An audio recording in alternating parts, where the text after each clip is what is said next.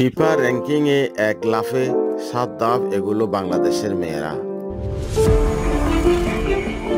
অক্টোবরে সাফ নারী চ্যাম্পিয়নশিপের চ্যাম্পিয়ন হয়েছে বাংলাদেশ। টানা দ্বিতীয় সাফ জিতে সবার মেজাজ বেশ ফুরফুরে। সংবর্ধনার পাশাপাশি বোনাসও পাচ্ছেন সাবিনা সঞ্জিতরা। আজ আরো সুখবর পেয়েছে তারা। মেয়েদের ফিফা র্যাঙ্কিং এ 7 ধাপ উন্নতি হয়েছে বাংলাদেশের।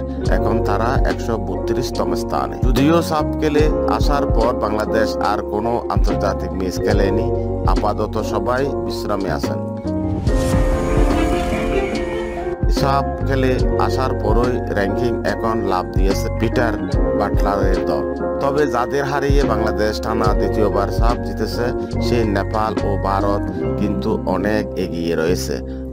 ভারত 69 ও নেপাল রয়েছে 103তম স্থানে।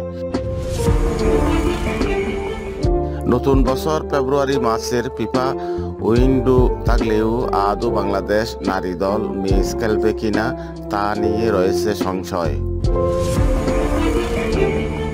এখনো পর্যন্ত নতুন বছর সূচি জানতে পারেনি নারী উইং দলরা। S M Shamim, premier sports.